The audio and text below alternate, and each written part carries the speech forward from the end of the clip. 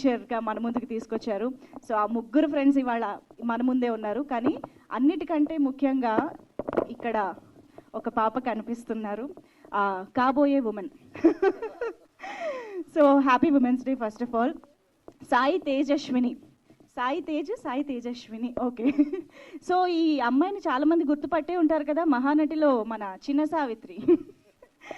So Rajan Prasad గారి మనవరాలు మనందరికీ తెలుసు. సో ఆ నట వారసత్వాన్ని కంటిన్యూ చేస్తూ మహానటి తర్వాత మళ్ళీ చిన్న సావిత్రి తర్వాత చిన్న సత్యగా మా ముందుకు వచ్చిందనమాట.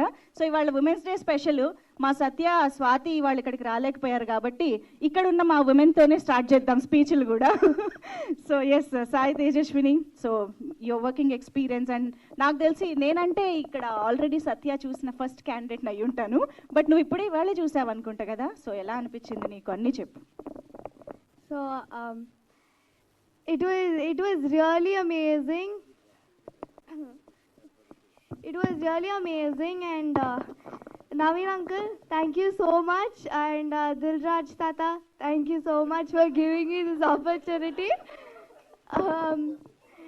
It is really honorable, and yeah, thank you.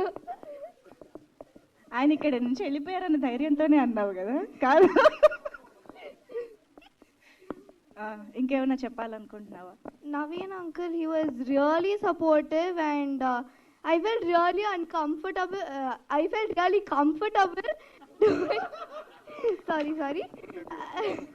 ఫ్లోలో నిజాలు బయటకు వస్తాయి. I felt really comfortable working with the uncle. He was really supportive. He was really patient, and thank you so much for giving me this opportunity. And thank you. Okay, done. Everybody, all the women's happy Women's Day. Thank you. So sweet, wonderful, beautiful start. Thank you so much. And ఈ సందర్భంగా నేను ఇంకొక విషయం చెప్పాల్సింది ఏంటి అంటే, సత్య ఎప్పుడో మనందరికీ చూపించడానికి రెడీ అయినప్పటికీ కూడా ఇంతకాలం దీన్ని